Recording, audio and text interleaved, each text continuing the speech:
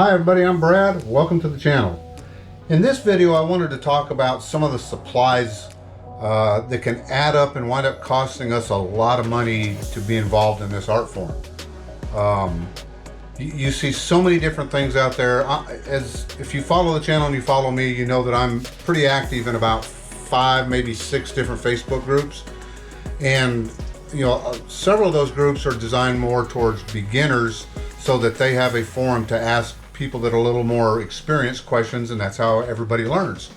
But I see a lot of the same questions over and over and over again, and they're valid, really good questions.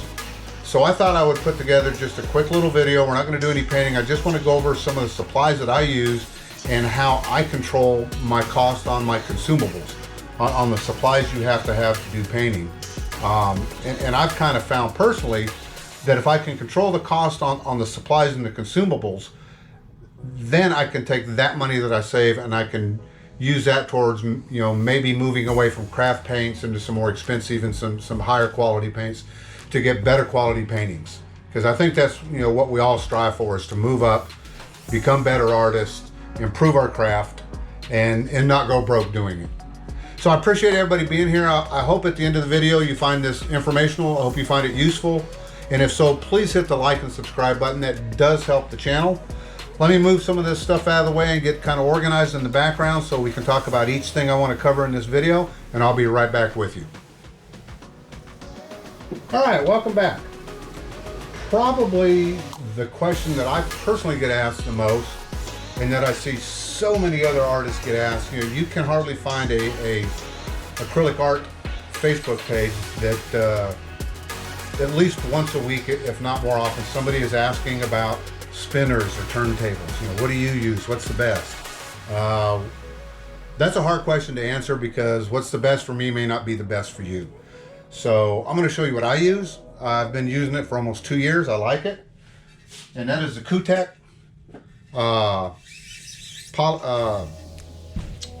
aluminum turntable. It's a cake spinner. If you go onto Amazon, it's $36.99.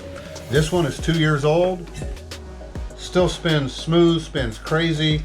You can spin all the paint right off a painting if you want to with this thing. It's really a good turntable. So that is the Kutec. It's on Amazon. I'll put a link down below. And let me show you how I protect this. Like I said in the intro, it's all about saving money. If you don't take care of your turntable and you let the paint just continue to pile up and dry, what's going to happen is pretty soon you're going to have high spots and low spots. And what's going to happen is when you go to throw something on there to paint, it's going to set crooked and your paint's going to slide off. And you don't want that. You want your working surface to be level so that your paint stays where you want it. So I like to keep mine clean, and I do it a pretty cheap and easy way. Piece of foil, just put it on there, smooth it out a little bit, tuck it up underneath, and it's protected. There's nothing on the back of that tile, and let me show you what that does. That tile's not moving. The other thing I'll do is I know where that tile's going to sit. I'll put a little dab of my pillow paint or base paint right there. It sticks to it. So that's the first thing. Then, when you buy paint, a lot of times, especially if you're doing bloom techniques, which I do a lot, or some of the other ones where you have to put down a pretty good base, working out of a gallon jug really isn't feasible. You waste too much of it running down the sides, spilling and everything. So what I do is I try to repurpose different containers. This was an old water container we had. We got it at Walmart for about $2. I keep my pillow paint in there. That way I can work in small batches and keep it mixed up good. It's reusable. I wash it out. I clean it. As you can tell, it's been a little while. But this thing, because it's a real slick plastic, it cleans up perfectly every time. And you just fill it back up and use it again. For some of my pouring mediums, I like these little containers here. This was actually some Zesty Ranch dipping sauce from Walmart. We used all the dipping sauce. I washed this out real good, and I'm going to mix up some pigment pouring medium, because my pigment pouring medium is a little bit different than my other pouring mediums. So I want a separate container and I want it labeled. This cost me nothing because I'd already bought the dipping sauce and we ate it. So that's another thing you can do. For small things like maybe water, maybe your Joe Sonia or your polyacrylic, if you need to thin stuff out again, you can get these little soft bottles. These are over in the travel department at Walmart. They're $1. And you know, you just fill them up with whatever you're gonna do. They stand up nice when you need them. Just pop the lid open, squirt it in, and you're done. Reusable and only $1. For those of you that do canvases, you know, I like to do canvases.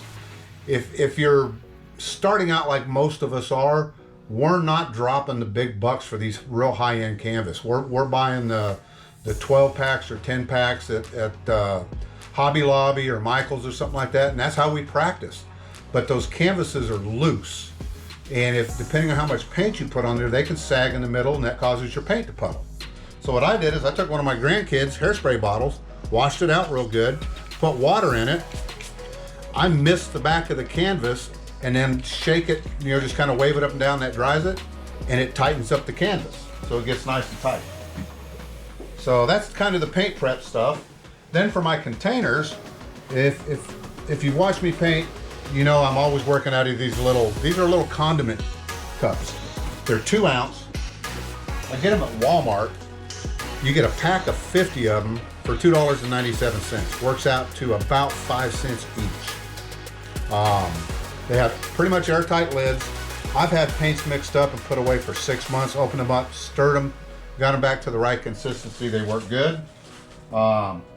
They have a 2 ounce and a, excuse me while I look, this is a 5.5 ounce. And they come with lids. Like I said, just snap on real easy. Just pop your lid on there, and that's airtight. So I mix my colors in these, and then I've got a little table. I kind of sort them by color type or hue, and that way when I need something, I already have it. But these are very inexpensive to use, and a pack of 50 for under $3. You can't go wrong with that. Then you got to stir it up. I see a lot of people use popsicle sticks, and I did that for a long time. And I started watching videos, and I saw some of the better artists, the people that, you know, I really tried to pay attention to what they were doing, and I wanted to learn what they did. And a lot of them were using these different silicone stirring sticks and stuff. And I thought that'd be neat to have, but for the level I was at the time, I thought that was a little bit too much money just to stir paint with. So again, I went back to Walmart. A pack of 16 of these really slick plastic baby spoons, which are perfect for mixing in these little cups. But you get 16 of them for under $3. And it's like the right amount if you're working on tiles or doing smaller paintings. It's the right amount of paint. You just take a paper towel and wipe these off. Or another thing I started doing, baby wipes. You can wipe the paint off when you're done painting with a baby wipe. This thing will come completely clean. One baby wipe, you can clean probably 8 or 10 of these and most of your hands off and just throw them in the trash. And all your supplies are clean and ready to reuse again the next time you paint. I buy these 3 packs at Aldi's, and I think this was $3.24 for a 3-pack of these. Then to measure all my paints out, again, a cheap little plastic measuring spoon set. This again came from Walmart. It was under $3. I've had it for probably 1.5 years now. And I just take either the baby wipes, or once in a while I'll go mix up a little bucket with some hot soapy water, and I'll soak all my plastic utensils and stuff in there to clean them back up. But it's a very inexpensive way. You get pretty accurate measurements, and you know, we're not curing cancer or anything like that, so if we're off a little bit, it's not a big deal. But these make it really convenient. I've got a little peg on the side of my table. I can just hang them on when I'm not using them. When I need one, you just pop it open, take off the one you need, close it back up, and you're good to go. Then at the end of the evening, when I'm done painting, and like I said, you don't want a bunch of paint to build up on here because it's going to dry and it's going to get all uneven.